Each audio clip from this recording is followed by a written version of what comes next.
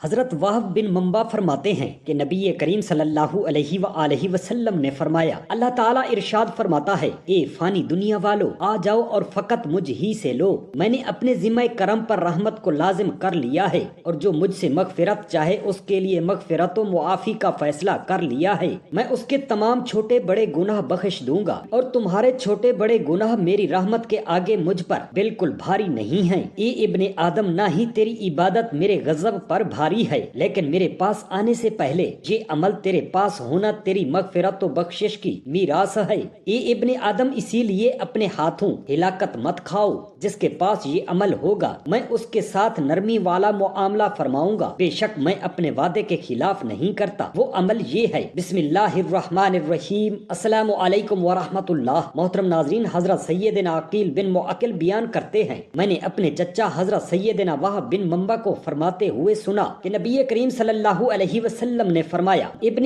آدم کو اپنے رزق کے بارے میں ہرگز شک نہیں کرنا چاہیے۔ اگر ابن آدم کا رزق کم ہو جائے تو اسے چاہیے کہ اللہ تعالیٰ کی جانب رغبت کر کے رزق میں زیادتی کرے، اور یوں نہ کہے کاش اللہ تعالیٰ کو میری اس حالت کی خبر ہو جائے۔ حالانکہ یہ کس طرح ہو سکتا ہے کہ اللہ تعالیٰ اس چیز کو نہ جانتا ہو جسے اس نے پیدا کیا اور اس کی تقدیر بنائی۔ رزق کے علاوہ آدمی ان معاملات سے کیوں نصیحت حاصل نہیں کرتا جن میں لوگ مقابلہ کرتے ہیں؟ اللہ تعالیٰ نے لوگوں کو جسم و رنگ، روپ، عقل و حلم کے اعتبار سے ایک دوسرے پر فضیلت بخشی ہے، بس اللہ تعالیٰ نے جسے رزق اور اسباب زندگی میں فضیلت بخشی ہے وہ کسی اور پر تکبر نہ کرے، اور جسے علم و عقل عطا فرما کر فضیلت بخشی ہے وہ دوسرے پر تکبر نہ کرے۔ کیا آدمی نہیں جانتا کہ اس کا رزق عمر کے ان 3 مراحل میں بھی ملتا ہے، جن میں نہ تو کوئی محنت ہوتی ہے نہ کوئی کوشش؟ پھر ان قریب اسے عمر کے چوتھے مرحلہ میں بھی رزق دیا جاتا ہے۔ پہلا مرحلہ ماں کا پیٹ کا ہے، جس میں اس کی تخلیق کی جاتی ہے، اور بغیر مال و محنت کے اسے پرسکون جگہ میں رزق دیا جاتا ہے جس میں سردی گرمی تکلیف نہیں دیتی، اور نہ ہی کوئی ایسی چیز ہوتی ہے جس کی وہ فکر کرے۔ پھر اللہ تعالیٰ نے ارادہ فرمایا کہ اسے دوسرے مرحلے میں منتقل کرے، اور اس مرحلے میں بھی اسے ماں کے ذریعے رزق عطا فرمائے جو اسے کافی ہو، اور بغیر طاقت و قوت کے اسے بے پرواہ رکھے۔ پھر اللہ تعالیٰ نے ارادہ فرمایا کہ اسے اس دودھ سے روکے اور تیسرے مرحلے میں منتقل کر دے جس میں اسے والدین کے ذریعے رزق عطا فرمائے اور ان کے دلوں میں اس کی محبت ڈال دے، یہاں تک کہ دونوں نے اپنی محنت کے ساتھ اسے اپنے اوپر ترجیح دی اور اس کے لیے بھی وہی چیز ضروری سمجھی جو ان دونوں کے لیے نفع بخش تھی، جبکہ وہ خود نہ تو کوئی کام کر کے اور نہ ہی کوئی تدبیر اختیار کر کے ان دونوں کو نفع پہنچا پاتا ہے، یہاں تک کہ وہ سمجھدار ہو جاتا ہے اور اپنے لیے کام کاج کا کوئی ذریعہ چن لیتا ہے۔ بے شک اس چوتھے مرحلے میں بھی اسے ہرگز کوئی فائدہ نہیں پہنچا سکتا سوائے اس ذات کے جس نے اسے پچھلے 3 زمانوں میں رزق عطا کیا اور بے نیاز رکھا۔ اب آدمی کے پاس نہ کوئی عذر ہے اور نہ ہی کوئی چارہ سوائے اس خالق کی رحمت کے جس نے اسے پیدا فرمایا ہے۔ بے شک آدمی شکی مزاج ہے اور اسی وجہ سے آدمی کی عقل و بردباری معرفت الہی سے عاجز رہتی ہے اور اس معاملہ میں غور و فکر نہیں کرتا۔ اگر غور و فکر کرتا تو سمجھ جاتا، اور اگر سمجھ جاتا تو خوب جان لیتا کہ رب تعالیٰ کی تخلیق کو پہچاننے والی نشانی اس کی مخلوق اور وہ رزق ہے جو اس نے اپنی مخلوق کے لیے پیدا فرمایا ہے۔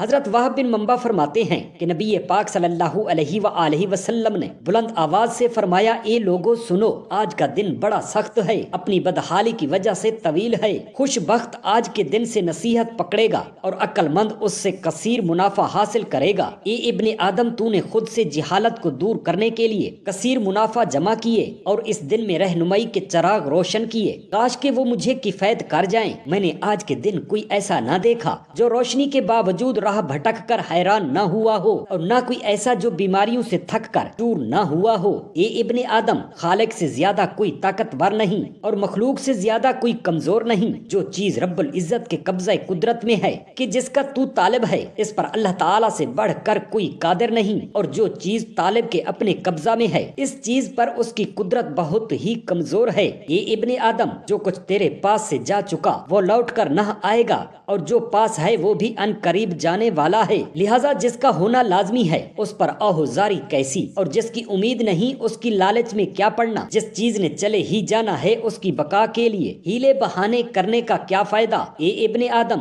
جس کا ادراک نہیں کر سکتا اس کی طلب سے رک جا، اور جسے پانا ممکن نہیں اس کے حصول کی کوششیں چھوڑ دے، اور جو نہیں پا سکتا اس کی چاہت مت رکھ۔ جس طرح تیری مطلوب مطلوبہ چیزیں تجھ سے پیچھے ہٹ گئیں، اسی طرح خود سے فضول امیدوں کو ختم کر دے۔ جان لے کہ کتنی ہی چیزیں ایسی ہیں جن کی طلب کی جاتی ہے مگر وہ طالب کے لیے نقصان دہ ہیں۔ اے ابن آدم، مصیبت کے وقت صبر کر اور یاد رکھ سب سے بڑی مصیبت برے اخلاق ہیں۔ اے ابن آدم، زمانے کے کتنے دن مال و دولت کی امیدیں لگائی جا سکتی ہیں، اور کون سا دن ہے کہ اس کا انجام آنے والے وقت سے مؤخر ہو جائے گا۔ تو زمانے پر غور کرے تو اس کو 3 دن پائے گا، ایک دن وہ جو گزر چکا تجھے اس سے کوئی امید نہیں، ایک دن وہ جو آج موجود ہے اس میں تو اضافہ نہیں کر سکتا، ایک دن وہ جو آئندہ آئے گا تو اس سے بے خوف مت ہو۔ گزرا ہوا کل ایک امانت تھا جو ادا ہو چکی، ایسا گواہ تھا جس کی گواہی قبول ہو چکی، وہ اندرونی بیماریوں کا معالج تھا جو اب تجھ سے الٹے قدم پھر چکا لیکن تیرے لیے حکمت کے پھول چھوڑ کر گیا ہے، اور آج کا دن ایک الوداع ہونے والا دوست ہے، یہ ایک عرصہ تک چھپا رہا اور اب بہت جلد جانے والا ہے، یہ تیرے پاس آیا ہے تو اس کے پاس نہیں آیا، اور اس سے پہلے بھی ایک عادل گواہ رخصت ہو چکا، اگر اس میں تیرے لیے کوئی بھلا تھا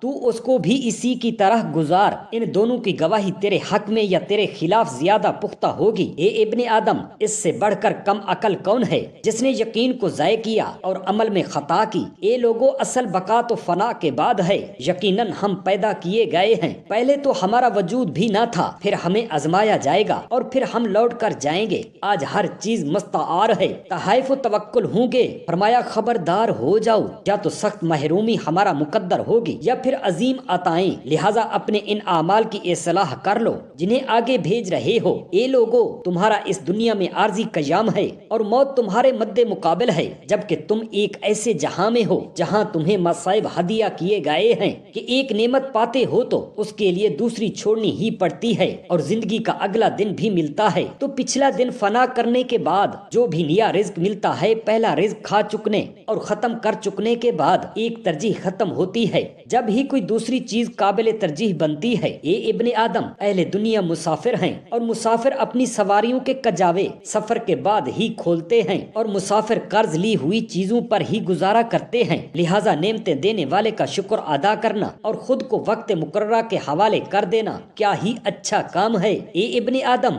چیز اپنی ہم مثل ہی سے ہوتی ہے، یقیناً جو ہم سے پہلے گزر گئے وہ جڑ تھے، ہم ان کی شاخیں ہیں، تو جب جڑ ہی باقی نہ رہی تو شاخ کیوں کر باقی رہے گی۔ حضرت وہب بن منبع مزید فرماتے ہیں، جب اللہ تعالیٰ نے جمعہ کے دن اپنی تمام مخلوق کو پیدا فرمایا اور اس کے بعد ہفتے کا دن آیا تو اللہ تعالیٰ نے اپنی ذات کے لائق اپنی مدح بیان فرمائی اور اپنی عظمت و طاقت، کبریائی، سلطنت و قدرت و بادشاہت اور ربوبیت کا ذکر فرمایا۔ ہر چیز سننے کے لیے خاموش ہو گئی اور ساری مخلوق نے اپنی گردنیں جھکا دیں۔ اللہ تعالیٰ نے ارشاد فرمایا، میں بادشاہ ہوں، میرے سوا کسی کی بادشاہی نہیں، وسیع رحمت اور اچھے ناموں والا ہوں، میں اللہ ہوں، میرے سوا کوئی عبادت کے لائق نہیں، بزرگی والے عرش اور بلند و بالا افلاک کا مالک ہوں، میں اللہ ہوں، میرے سوا کوئی عبادت کے لائق نہیں، احسان و فضل اور نعمتیں فرمانے والا اور بڑائی والا ہوں، میں اللہ ہوں، میرے سوا کوئی عبادت کے لائق نہیں، آسمان و زمین اور ان میں رہنے والوں کا بغیر نمونے کے پیدا فرمانے والا ہوں، ہر شے میری عظمت سے بھری ہوئی ہے، میری بادشاہت ہر شے پر غالب ہے،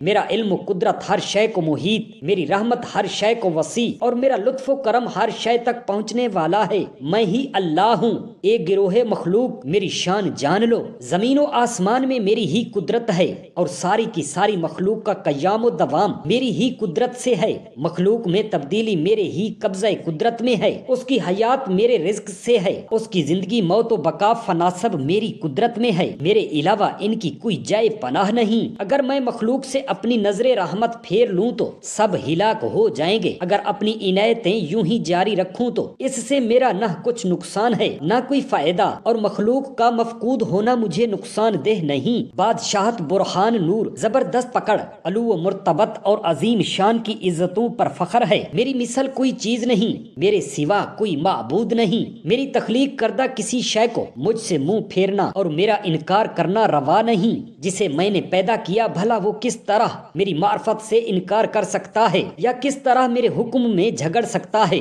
حالانکہ میرے علاوہ اس کا کوئی پیدا کرنے والا اور وارث نہیں، اور جو میرے قبضہ قدرت میں ہو مجھ پر کیسے غالب آ سکتا ہے جس کو میں زندگی عطا کروں، اس کے جسم کو بیمار کروں، اس کی عقل میں کمی کروں، موت دوں، بوڑھا کروں، وہ کیوں کر مجھ سے پھر سکتا ہے؟ اور یہ سب میرے لیے ناممکن نہیں، بھلا کیوں کر میرا بندہ بندی اور ان کی اولاد میری عبادت سے انکار کریں گے، حالانکہ میرے علاوہ ان کا کوئی خالق و وارث نہیں جس کی طرف وہ منسوب کیے جائیں، اور وہ میرے علاوہ کسی ایسے کی عبادت کیسے کر سکتے ہیں جسے ایام بوسیدہ اور شب و روز کا گزرنا فنا کر دے، حالانکہ دن رات تو میری سلطنت کے دو ہلکے سے شعبے ہیں۔ اے فانی دنیا والو، آ جاؤ اور فقط مجھ ہی سے لو، میں نے اپنے ذمہ کرم پر رحمت کو لازم کر لیا ہے، اور جو مجھ سے مغفرت چاہے اس کے لیے مغفرت و معافی کا فیصلہ کر لیا ہے، میں اس کے تمام چھوٹے بڑے گناہ بخش دوں گا۔ تمہارے چھوٹے اور بڑے گناہ میری رحمت کے آگے مجھ پر بالکل بھاری نہیں، اور تیری عبادتیں میرے غضب پر بھاری نہیں، لیکن میرے پاس آنے سے پہلے تو پہچان لے میں تیرا رب ہوں، میں ہی تمہیں پیدا کرنے والا اور موت دینے والا ہوں، میرے ساتھ کسی اور کو شریک نہ رکھ۔ محمد صلی اللہ علیہ وسلم اللہ کے رسول ہیں، تیری مغفرت و بخشش انہی دو الفاظوں پر ہے۔ اے ابن آدم، اسی لیے اپنے ہاتھوں ہلاکت مت کھاؤ اور میری رحمت سے نا امید نہ ہو، بے شک میری رحمت میرے غضب پر سبقت رکھتی ہے، خیر و بھلائی کے سب خزانے میرے قبضہ میں ہیں، میں نے کوئی شے بھی اپنی حاجت و ضرورت کے لیے پیدا نہیں کی بلکہ اپنی قدرت کے اظہار کے لیے پیدا کی ہے، اور اس لیے کہ اہل نظر میری بادشاہت و تدبیر و حکمت میں غور کریں، ساری مخلوق میری عزت کی تابع دار ہو جائے اور سب میری ہی حمد بیان کریں اور سب کے سب میرے ہی لیے اپنے سر جھکائیں، اس لیے کہ میں ہی تمہارا پروردگار ہوں۔ اے ہم سب کے مہربان اللہ، ہم تمام مسلمانوں کو اپنی رحمتوں سے سرفراز فرما، آمین یا رب العالمین، جزاک اللہ خیرا کثیرا۔